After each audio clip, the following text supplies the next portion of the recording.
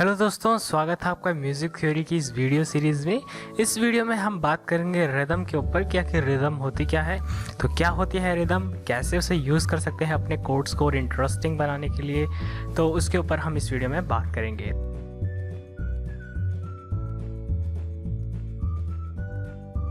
Hey what's up, I am Ravinder Singh for medialens.com। और दोस्तों, स्वागत है आपका इस वीडियो सीरीज़ में जिसमें हम बात कर रहे हैं म्यूज़िक थ्योरी के ऊपर। इस वीडियो में हम बात करेंगे रिदम के ऊपर। तो चलिए स्टार्ट करते हैं। सबसे पहले मैं आपको एक सैम्पल सुनाना चाहता हूँ। तो इसमें आपको दिख ही रहा है कि कोड अलग अलग है, लेकिन उसके अलावा भी इनमें कुछ डिफरेंट है। तो ज़रा इसको सुनिए और सोचिए कि आखिर क्या डिफरेंट है।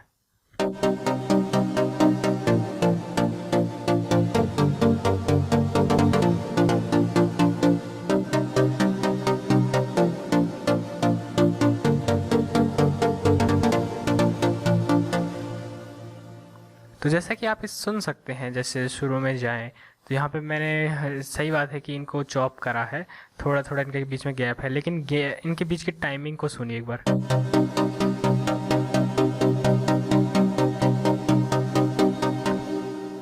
और इसके बीच की टाइमिंग को।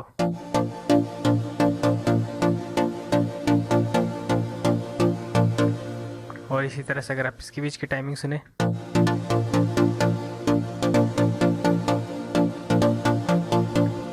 तो अगर आप जैसे सुने तो आपको पता चलेगा कि इनमें फ़र्क क्या है।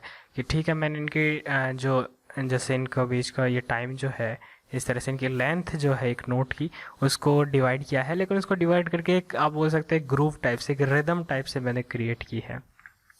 तो ये जो होता है इसे हम रिदम बोलते हैं, यानी एक फ्लो जिस टाइप का होता है ना, इसे हम जो है रिदम बोलते हैं।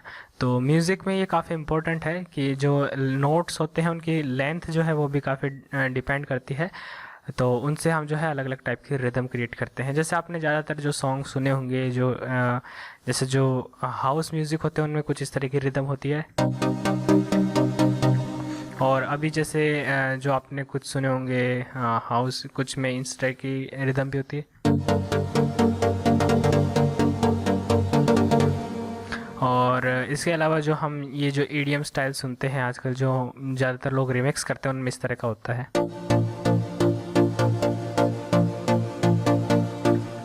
तो ये जो है मैं आपको इनके बारे में बताऊंगा कि इनको कैसे कर सकते हैं और कैसे इनका आइडिया आता है।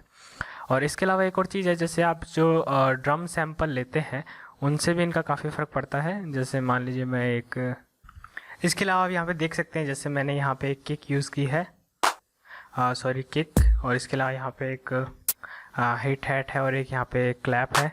तो आप इस तरह की ग्रूव क्रिएट करने के लिए भी रिदम यूज़ कर सकते हैं। जैसे आप इसे सुने, और इसमें अगर मैं हिट हैट जोड़ दूँ तो ये आपका जैसे हिप हॉप स्टाइल हो जाता है। इसके अलावा जैसे आप सिंपल ईडीएम में जाएं तो इस तरह से आपकी बीट होती है, सॉरी कुछ इस तरह से। और इसको आप जैसे ईच 2 पे दे सकते हैं, कुछ इस तरह से। और इवन जैसे आप डब स्टेप स्टाइल जाना चाहें,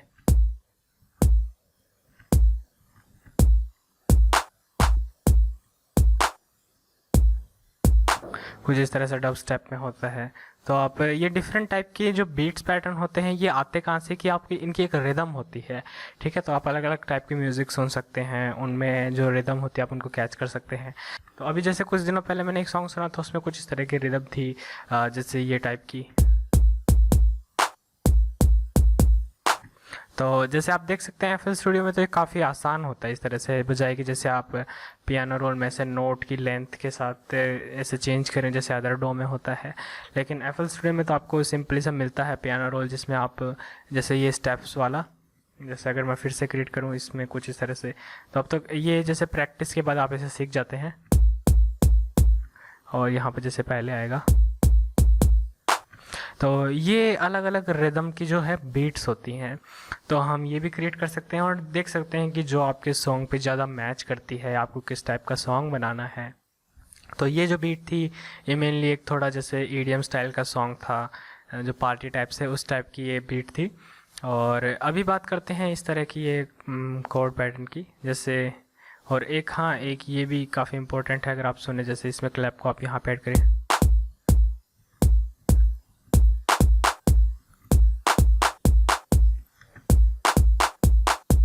कुछ इस तरह से, तो ये आप रिदम भी यूज़ कर सकते हैं। तो अभी बात करते हैं इन रिदम्स को कैसे क्रिएट करते हैं। तो काफ़ी आसान है वैसे, मैं आपको ये कुछ एक ही बताऊंगा, और इसके अलावा आप एक्सपेरिमेंट कर सकते हैं, क्योंकि पूरी तरह एक्सपेरिमेंट पे डिपेंड करता है ये।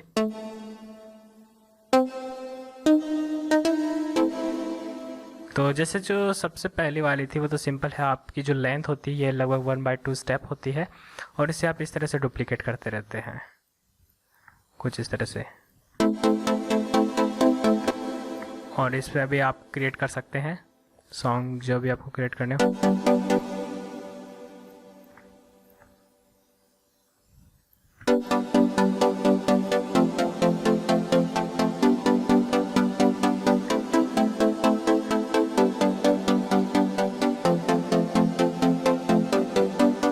और इस कोड को वैसे और अच्छा बनाने के लिए आप इनके मिडिल को ऐसे सेलेक्ट करके और इन्हें एक ऑक्टेव ऊपर पहुंचा सकते हैं, कुछ इस तरह से।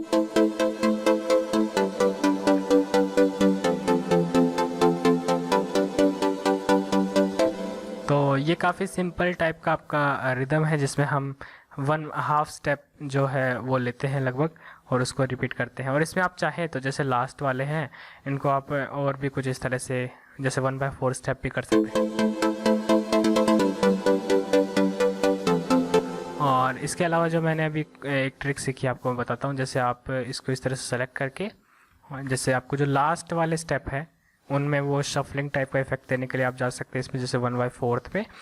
और फिर जो ये लास्ट के हैं यानी सेकंड और फोर्थ, इसको जस्ट हाफ साइज कर लीजिए और इसको थोड़ा आगे लेके आ जाइए। तो इससे क्या होगा, शफलिंग टाइप का इफेक्ट आता है कुछ इस तरह का।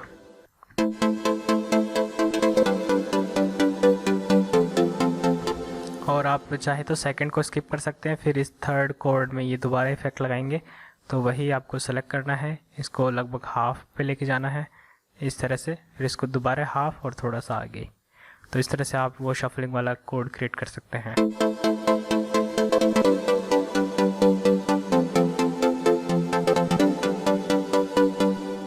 और फिर वो थर्ड वाले की बात करते हैं, जैसे जो सेकंड एक पैटर्न था उसके बारे में।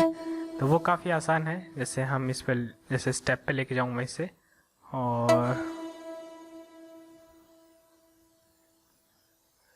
फिर आपको क्या करना है कि जैसे आपका स्टेप ख़त्म होने वाला हो तो 1/4 स्टेप जो है उतना पार्ट आपको रखना है। तो जैसे ये पार्ट जो है आपका, ये एक स्टेप है, इसके अंदर इसके 4 पार्ट करेंगे, तो इसमें जो लास्ट वाला है आपको बचा के रखना है और वहाँ पे आपको ऐड कर देना है कुछ इस तरह से। और फिर इसी को आगे रिपीट करना है, यानी ये 1/3 स्टेप है, आपको इससे ही आगे आगे रिपीट करना है। और लास्ट वाले को हटा सकते हैं, और चाहे तो लास्ट वाले को उसी तरह जो प्रीवियस मैंने आपको 1/2 वाला बताया था उसी तरह से क्रिएट कर सकते हैं। और फिर आप इसका कोड क्रिएट कर सकते हैं।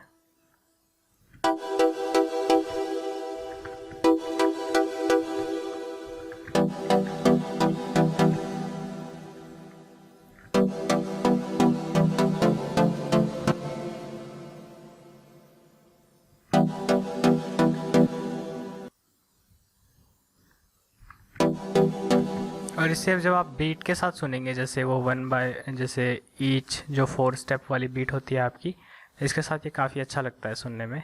जैसे मैं इसे आप लेके आऊँ,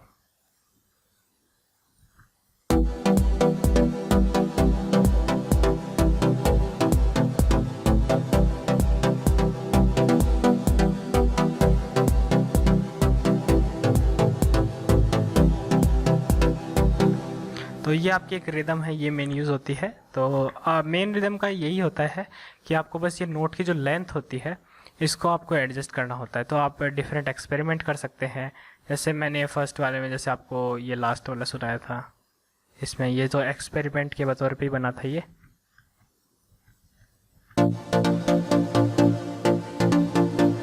इसमें जैसे आप चाहे तो लास्ट वाले को दोबारा इस तरह से कर सकते हैं।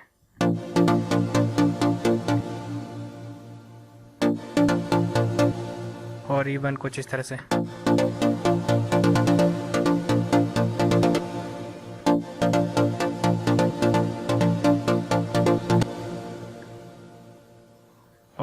इवन आप इसे और भी डिवाइड कर सकते हैं।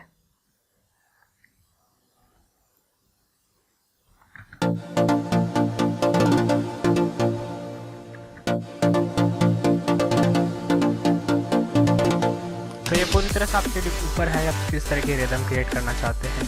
तो एक ये डिफरेंट भी होता है, आप अपने कोड्स को इंटरेस्टिंग बनाने के लिए ये मेथड भी यूज़ कर सकते हैं। तो ये इतना इम्पोर्टेंट नहीं था, बट क्योंकि आपको पता होना चाहिए इसके बारे में, तो मेरे ख्याल से आपको ये पता होना चाहिए। तो इस वीडियो के अंदर फिलहाल इतना ही, मैं आपसे मिलता हूँ अगले वीडियो में। Alright, thank you guys so much for watching. Make sure you subscribe so you will get the latest updates. And if you found this video helpful, then please like the video. Until then, I am Devendra Singh and I will see you next time.